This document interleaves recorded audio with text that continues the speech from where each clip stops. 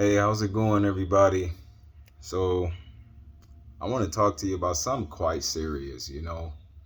It's that whole topic that I've been covering about the black Jews, the black Messiah.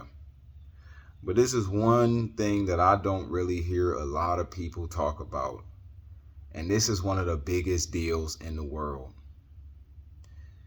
The true Messiah, the Son of God, exactly as he was, as the scriptures have written of him, and who his real chosen people are, the scattered tribes.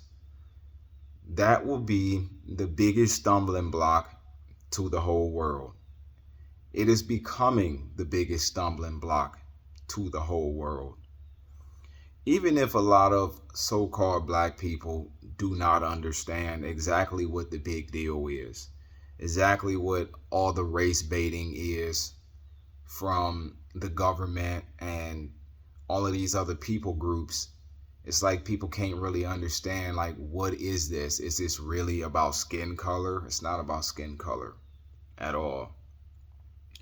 The reason why us waking up to who we are will be the biggest stumbling block to the whole world is because this will start the show that will bring an end to the age of the Gentiles. And what I mean by the age of the Gentiles is not the existence of them, no, but the whole, what people call New Testament church period. Okay. Once we officially wake up to who we are is when we're one step closer to this system as we know it coming to an end. And the world can tell that all the nations are being judged, and a lot of the rulers of this world know why. They know the Bible a lot better than a lot of us do. It's just that they'll never they'll never say why, because then they'll give away what all of their moves are over, and also they'll give away the moves as well. But it'll be the biggest stumbling block to the whole world because it's going to expose so many lies. It will unravel the fabric of all the lies that everything is covered up underneath. It will begin to crack the foundation of this house of cards that has been built called the world as we know it. A stumbling block to the whole world, to the Gentiles. White supremacy has been the name of the game for way too long. And even white people are tired of white supremacy. It's wearing out. It's drying up. That well doesn't have anything left in it anymore. And they think the answer to it is to push harder on it. But the more you push harder on it, it's like the more the nations will be judged. It's like every move everybody make, good or bad, will start unraveling lies, right? I don't know if you know this, but each and every time America is doing things to come after the black community or to target the black community, it's like something then happens. Like something else then takes place, right? And I don't really want to say what all of those things are, but first it was the National Guard targeting the black communities. Everybody know that's what that is. Then bad things happen. Like you got these politicians speaking evil on the black community, and then bad things happen. It's like their own people get used to judge them for how they treat everybody else, even due to how they treated the Mexicans and the migrants and things like that. It's like the world don't have it like that to keep mistreating what they call minorities. They really just don't have it, but they think they still do. This little house of cards, they know it's crumbling. And they're doing everything to keep this house of cards stacked up. And the more they try, the more they knock things over.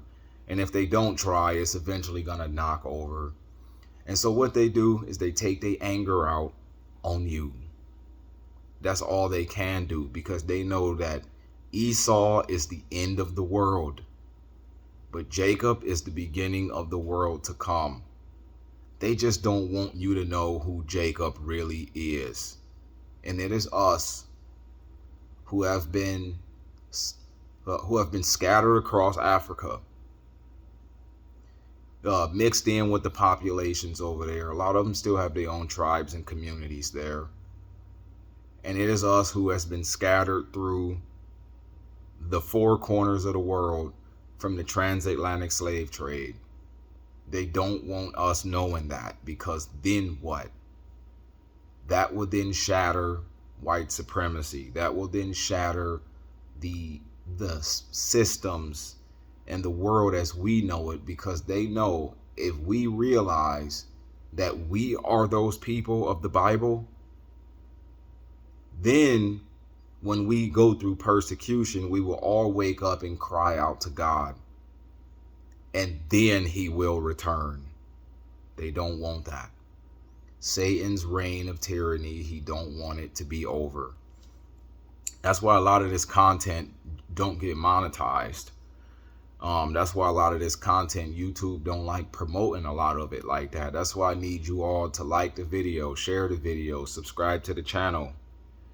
Do your part to help a lot of this stuff come out. Even if you want to leave a comment, just say, hey, thanks for the video.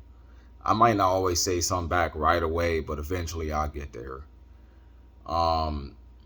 Because I still work and everything like that too. And that's what I'm actually doing right now. But still, it's a stumbling block to even black people, because when you realize that the whole reason you get treated the way you do, you get racially profiled the way you do, is because God put us under a curse. So you mean to tell me all this racial profiling that's made my life harder than it had to be was because God cursed me?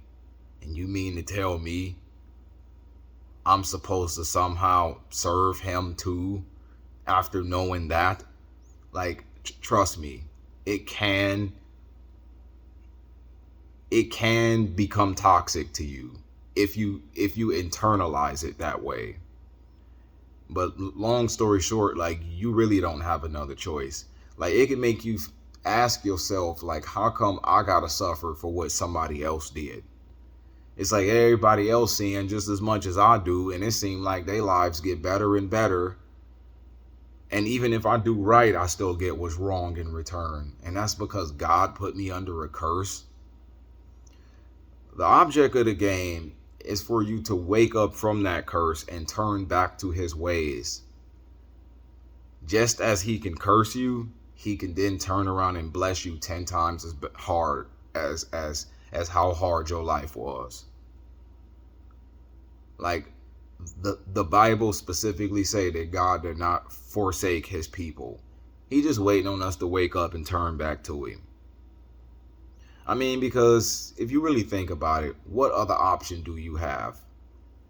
Oh, to pretend like, oh, that's just some religion and religion is stupid. It's like, okay, well, I guess you can just sit here and be racially profiled your whole life, because part of that curse was being a byword to everybody, to all the nations of the world.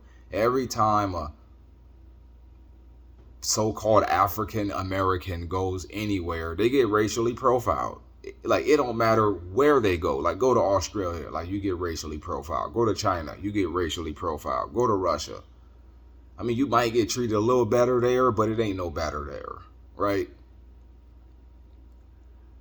And definitely here in America, you're going to get racially profiled. And you better not go to Israel, because they don't like black people more than anybody. And this is why.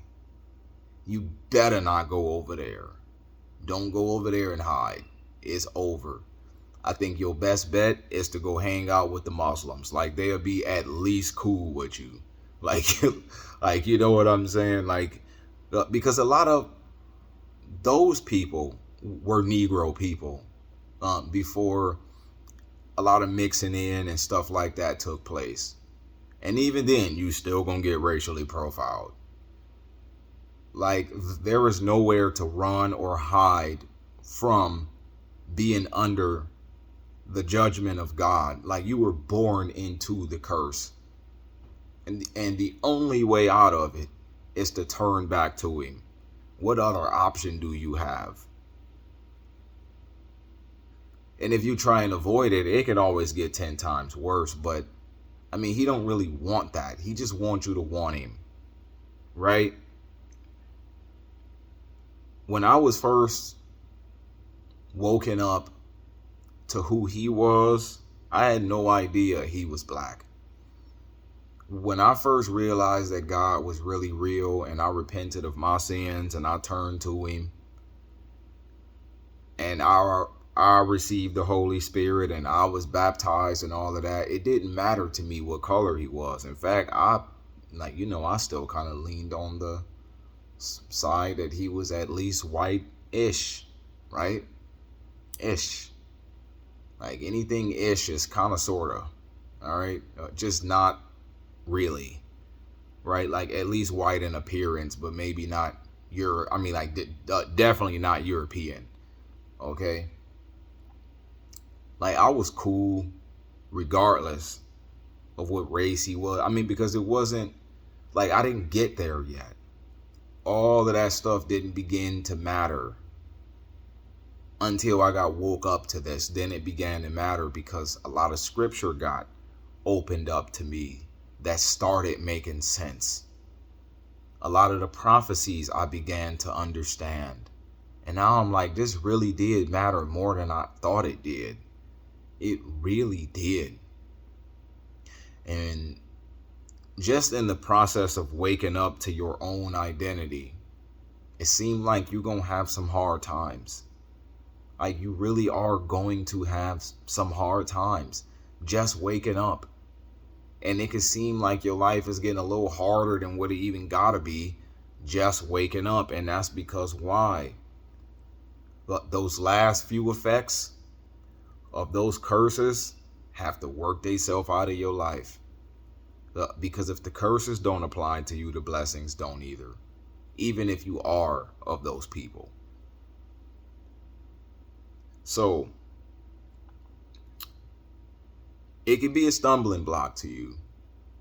Just don't internalize it the wrong way. And I know that can be hard to do. Real hard to do. Another thing that'll make that even a bigger stumbling block is when, like, you go through trials and tribulations. Like, your life has been hard. You never really had your father in your life as much as you would have wanted him to.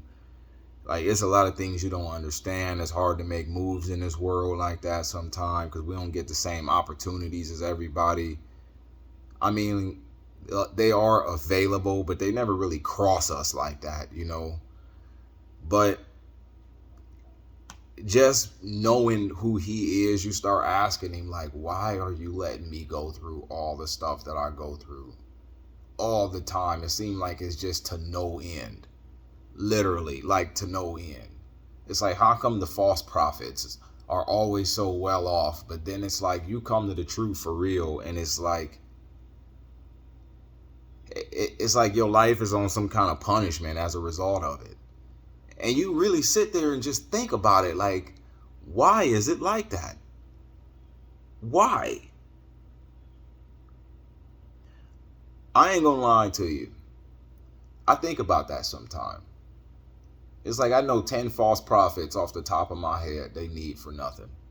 Honestly, like, they really do. They need for nothing. Right? And it's not always about your own needs either, but still, like, that could be a stumbling block in your life. It really can. And it sounds kind of funny to sit back and think about it, like I'm your own people here, and I'm the one suffering. Why?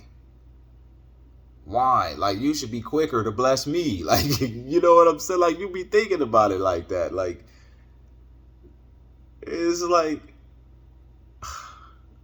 all right, okay. It's like you got so many people in your life that mistreat you the way they do. It's like everything in their life is just so perfect and yours is a living hell.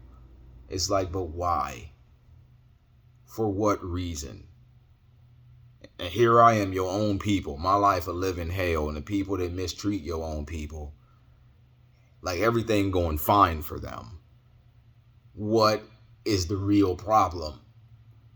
It can really be a stumbling block for real. Like it could really make you feel put out. Honestly, it really can. Like, it can make you feel like this is useless. Like, I don't see the point in this. It really can, but you just got to keep pushing. The real reason for that is because there's something in your life that's not quite right according to his ways. And all he doing is making you want to seek and searching to find it out. Like, he's pushing you and backing you up into a corner until you turn 10 times hard. Like, that's really what it is. The same mistakes our ancestors made. Like, he don't want us walking in none of them. Like, he don't want us walking in pagan holidays and false doctrine and disregarding the Sabbath day. Like, like, take your day of rest. It ain't got to be about, oh, I just reserved Saturday for worship and all the other days I live wicked. Like, no, that's not what it's about. Because that's how Christianity can make it out to sound like. Oh, the Sabbath day is not for today because every day is our day of worship. It's not about it being a day of worship. It's about it being a day of rest. Make sure you actually begin to start incorporating that in your life, because those are some of the sins that our fathers committed that has gotten us under the curse in the first place. Don't serve false gods.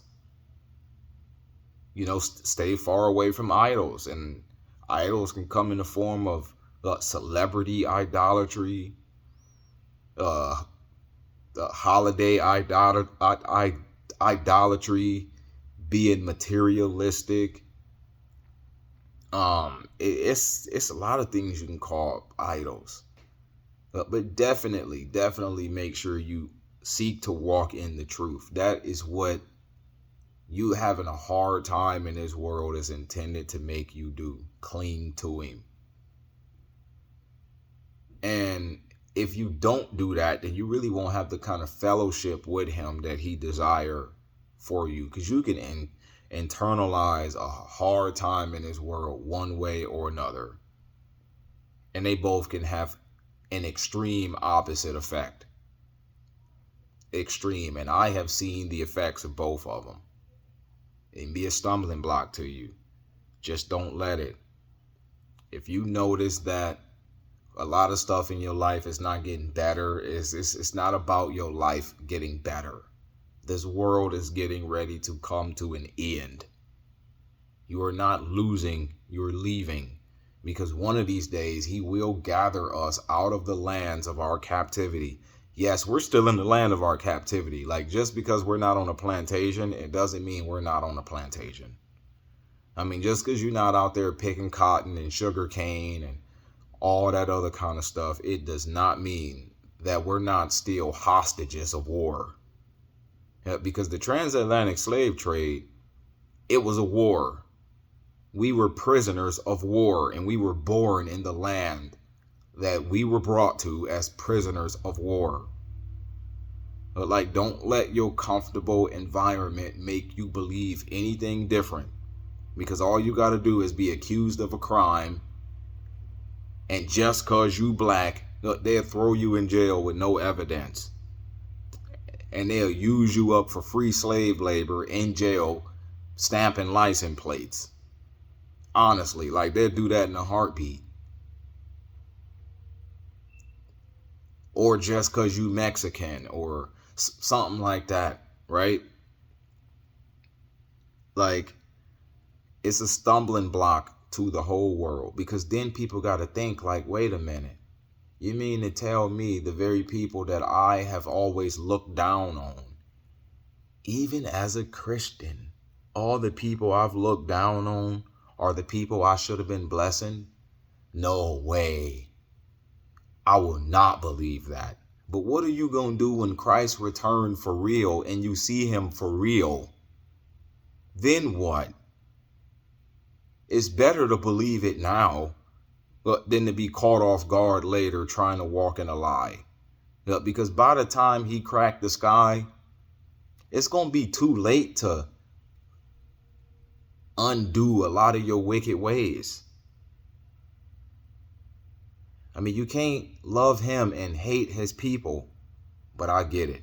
You don't know that we are his people. That's why you shouldn't be hating anybody. You can't claim to serve him and you racist toward his people.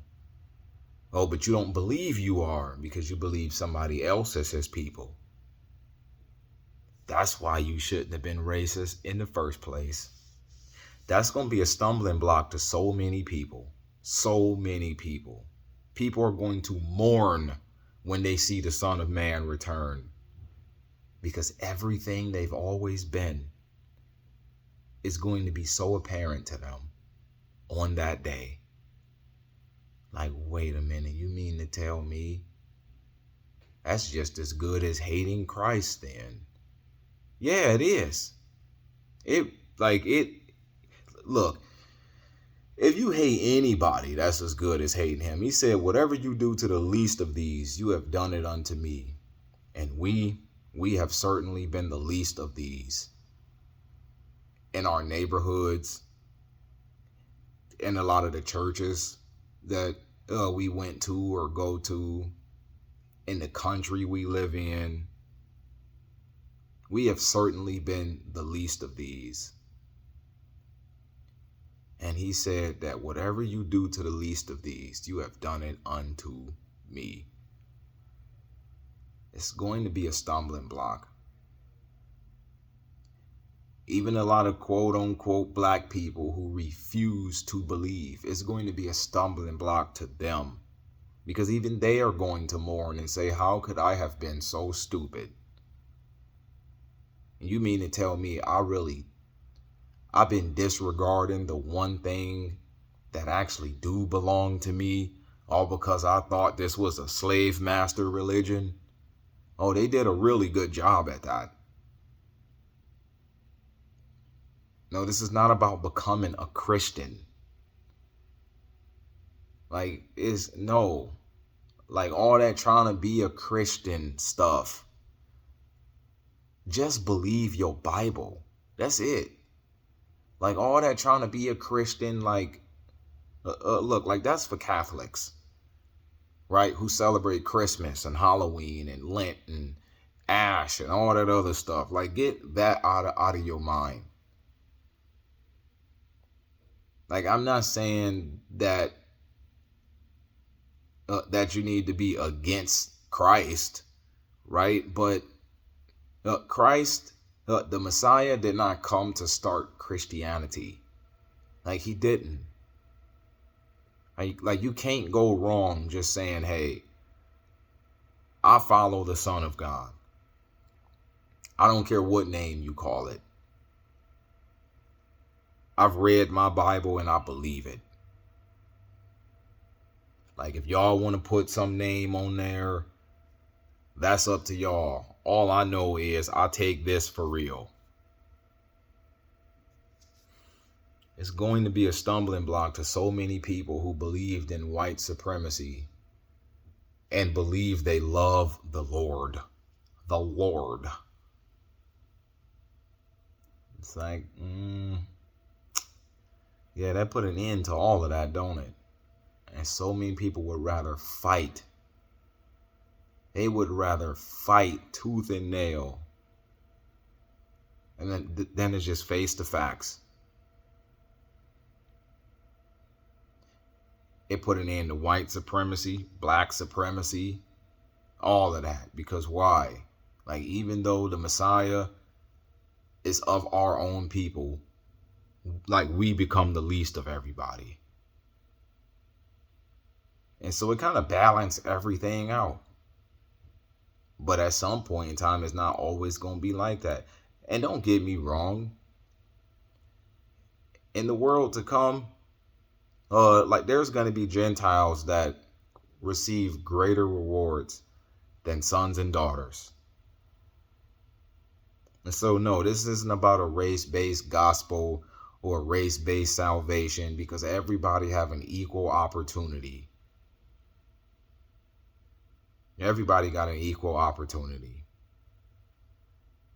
So with that being said, I just thought I might throw this out here today. Peace.